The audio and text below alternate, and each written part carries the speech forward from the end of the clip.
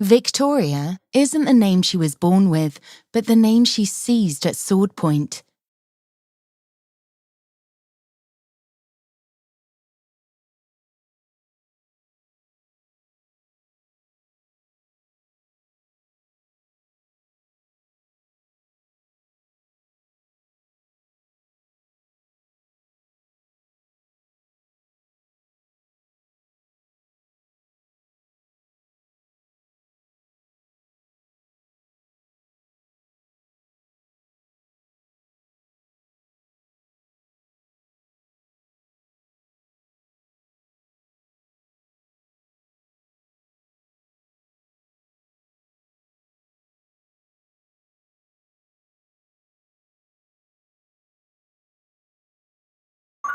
She was only a girl of 6 when she brandished her mother's rapier in Sunday school and demanded the name.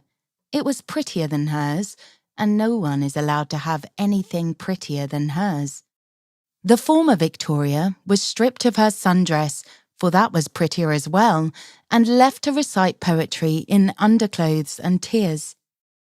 It was not an exchange. The divested child was not given Victoria's own dress, nor her birth name, which I daren't speak. Victoria's never taken a life, not for lack of willing, but for lack of cause. In her 19 years, whether by weakness or worship of the nobility, none have resisted her whims. There once circulated a rumour of a twin eaten in utero, dubbed Victor. They said he whispered violence in her ears, dragooned her primal pursuits. I remember the eerily quiet rage in Victoria's voice when she first heard the story. For a moment, I thought she'd found that cause. Yet before dealing with the font of the gossip, a phenomenon sprung forth, frightened subservience like never before.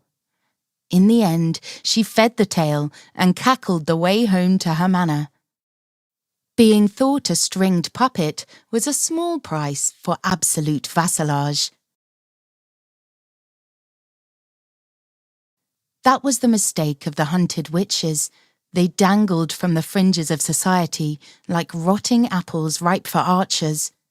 Lady Victoria walks amongst her subjects, flaunts her superiority, and compels them to idolatry. There will be no torchlit mutiny, no patchwork uprising stitched in secret, for there are no secrets with Victoria. She appears before you when you're at your lowest, confides her darkest tales and most shameful fantasies. After wresting the same from you, she embraces with piercing nails and jewels. She reclaims the trust lost in her, downpouring, then drying up her love, playing your emotions like a piano roll. And once she's wormed into your mind, not a moment stand you without her presence at your back, wasp yellow hair cocooning your shoulders, lilac perfume fluttering like pheromones.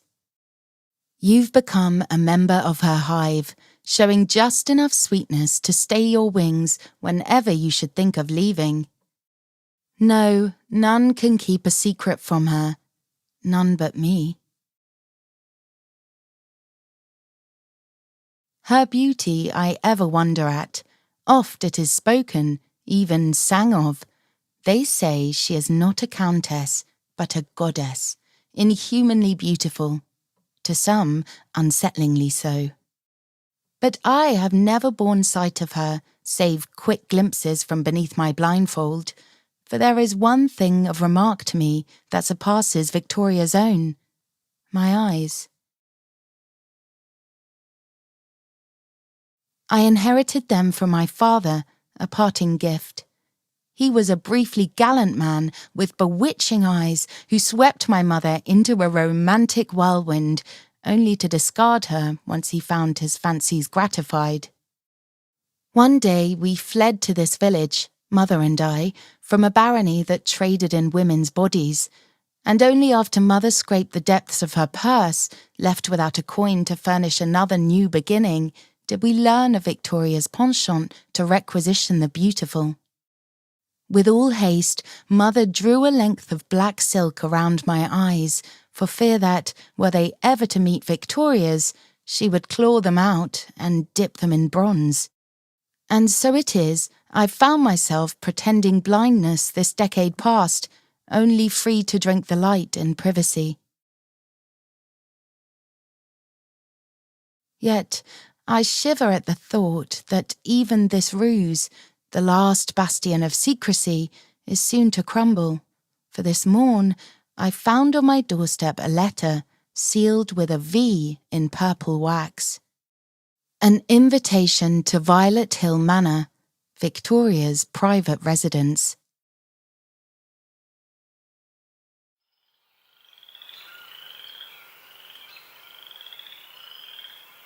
I crescendo the long stone stairway of Violet Hill at first light, tangled greenery encroaching from either side of the path.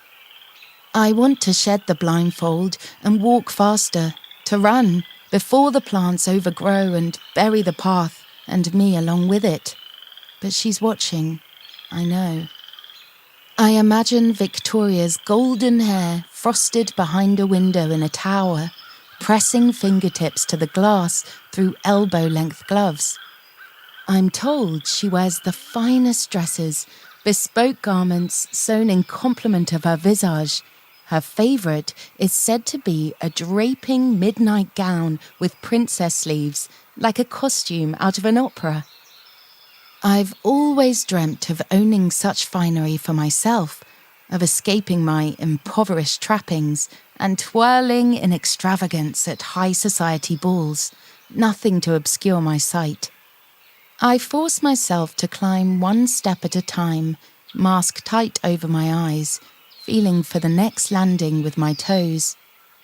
Before I crossed the wooden footbridge and donned the silk, I saw the sky, and I see it now in glowing bursts burying into the blackness. It's yellow and orange and pink, as if filled with tropical birds, their plumes floating down as they circle the forest that's trying to swallow me. They roost at my side, silent out of respect, prematurely mourning. A part of me regrets the decision to obey the summons with every footfall. I nearly threw the letter in the fire to be kindling for stew. Thought, if ever Victoria asked about it, I could simply deny receiving such a thing, foist the blame on our postman. But that might have cost him his job or his head, and I didn't want that. He was such a dear, sweet man. Besides, if the invitation was insisted upon and not a passing lunacy, then there would be no escape, for to deny her is forfeiture of one's life. I try scaling another step, but my right foot sinks level with my left. The stairs ran out. My outstretched palm searches for a door knocker and grabs a paradox, both warm and smooth, and cold and geometric. I'm clasping a woman's décolletage, fit with a large jewel, likely expensive enough to purchase my home and the people within.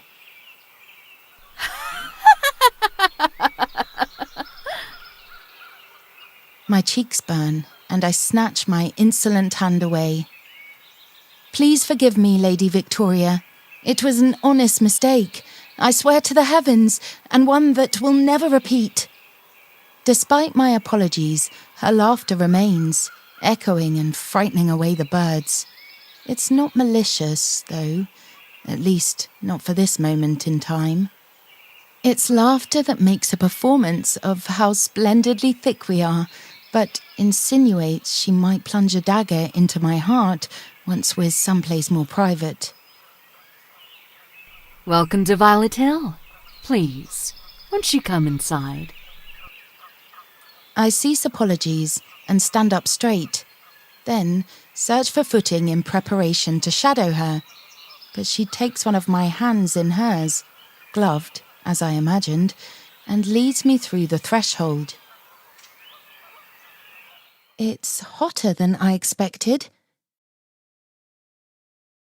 I hear a fireplace crackling somewhere, feel its wafting flames breathe on my exposed neck, knuckles and ankles, like they want to weld my joints together, fashion me into a doll to be hung with the rest of her collection.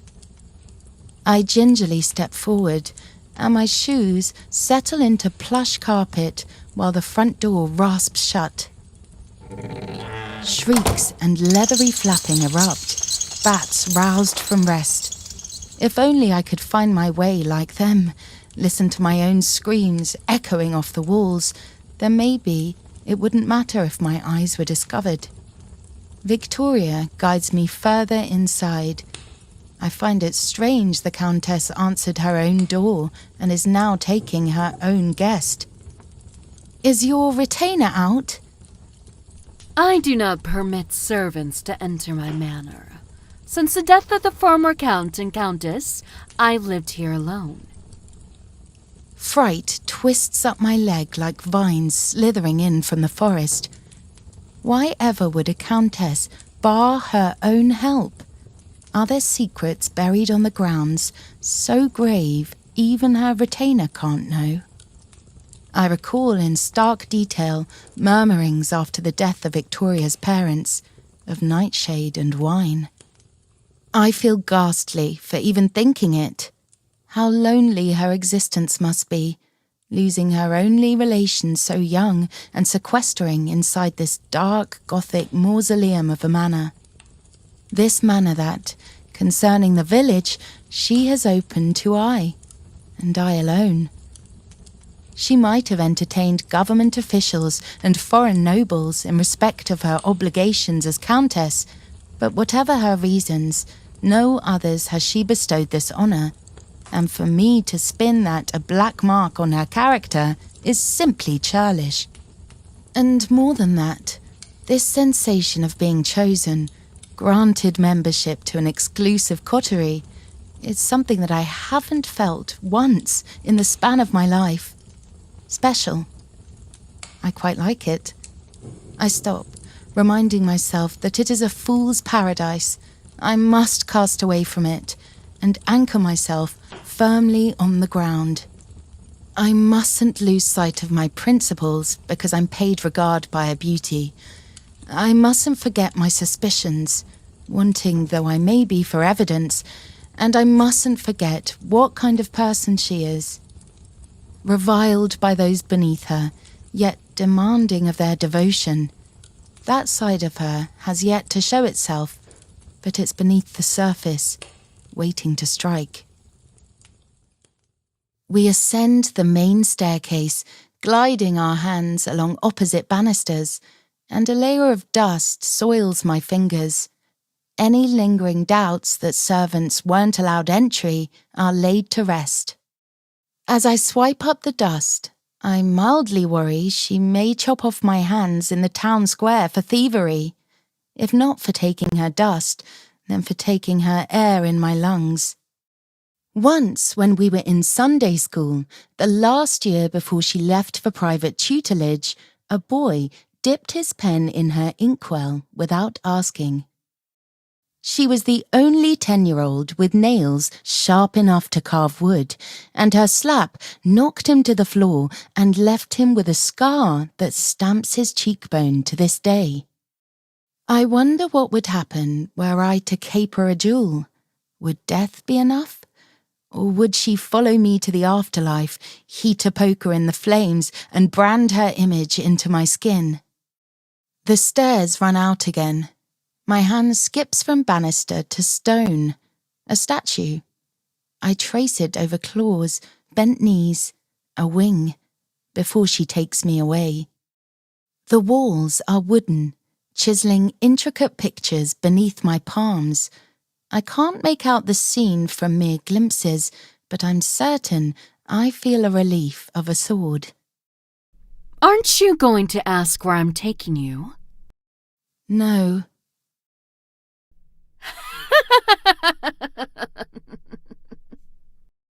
The insinuation of a dagger to the heart sounds more like a promise this time. A light enters the space, bright and warm. We whisk past it, and I bump into the source, a tableside lamp. I steady the wobbling brass in a panic, narrowly preventing a crash as my leash runs short and I'm tugged out of reach. A door creaks open and Victoria's body presses to mine as she leans past to close it.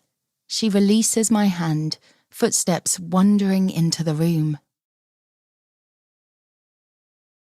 I grope around, but only connect with a draft.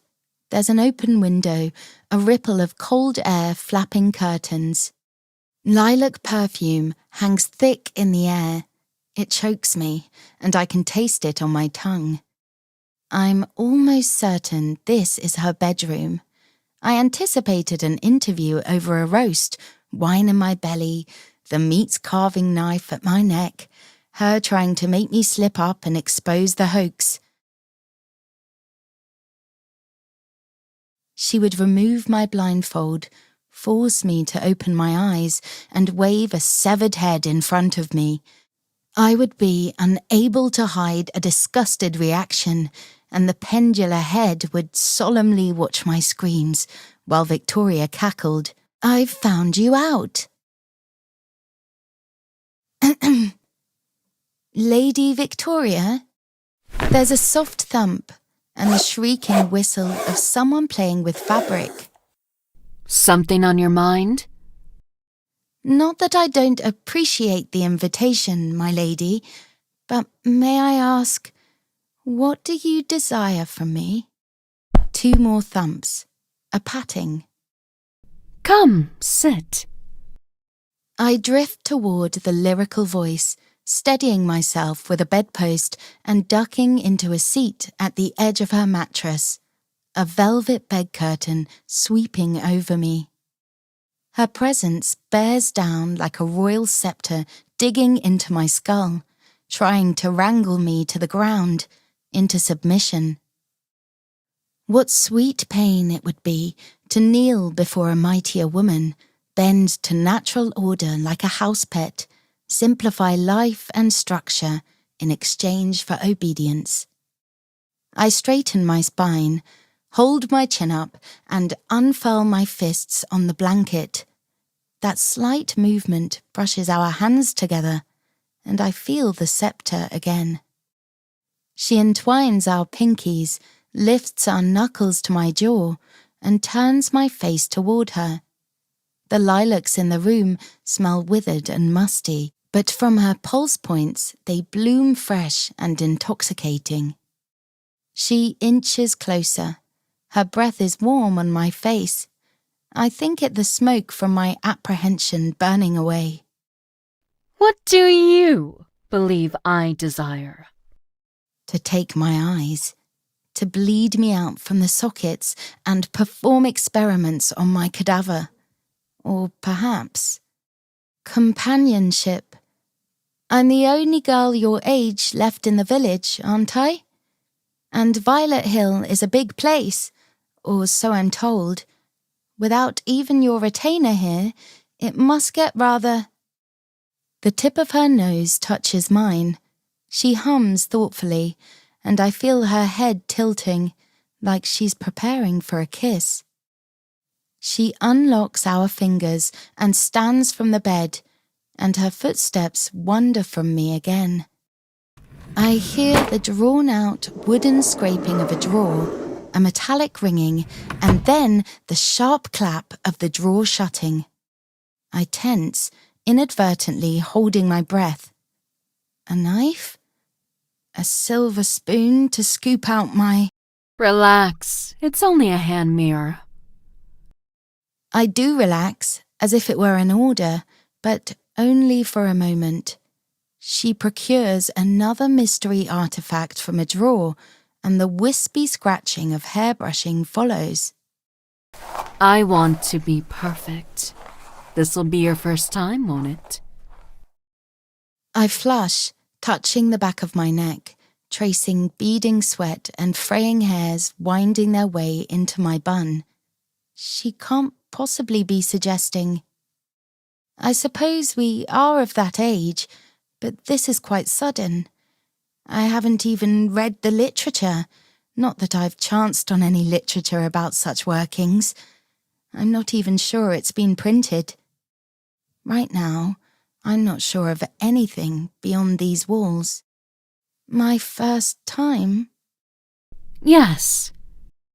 She strides back across the room, and her familiar, delicate weight sinks in beside me.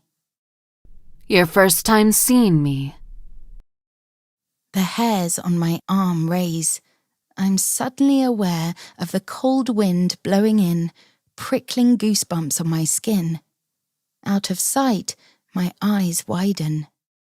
Victoria reaches behind my head, thin wrists at the nape of my neck, as if she might unclasp a locket or unlace a dress. But rather, she's untying the blindfold. Just as it falls away, I squeeze my eyes shut, their corners wrinkling like my mouth. She intertwines our hands and lifts them up again, but there's a weight between them now. An engraved metal hilt with round bumps, perhaps inlaid gems. I refuse to move, refuse to look, like we're schoolchildren once more, and if I pretend she isn't there, then it must be so. But Victoria always had her way as a child, and nothing has changed with age. She brings our faces together, even closer than before. Her lips move against mine as she whispers. Don't you tire of this game? I shake my head so slightly I question whether she even saw movement. Her fingers pulsate in mine, tightening. Her other hand cradles my neck and slips down my jaw, the graze of her nails touching me in ways I've never been. Sharing secrets is a frightening thing, I know. It leaves you exposed, vulnerable.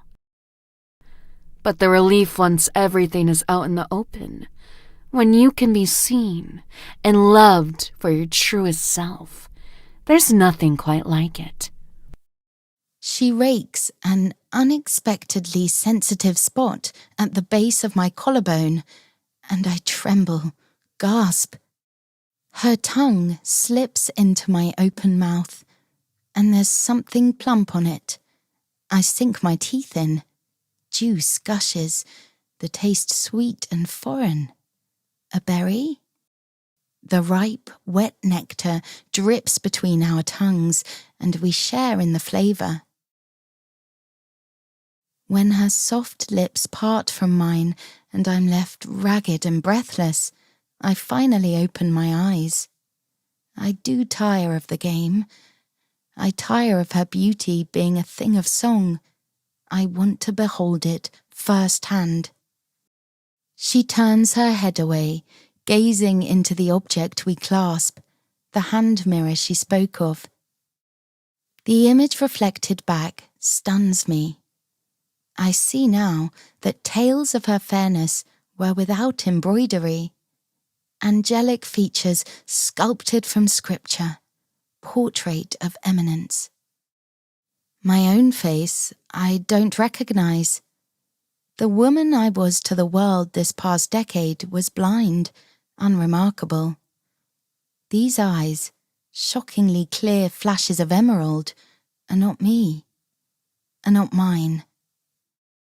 Despite my awe at Victoria's beauty, when I imagine my eyes in place of hers, I raise the standard. For years, I knew it to be inalterable truth that Victoria and I lived in different worlds, that I would never be anything but a pawn before the Queen. But now, I want to believe different, that in my image, she can find a beauty to complete her own.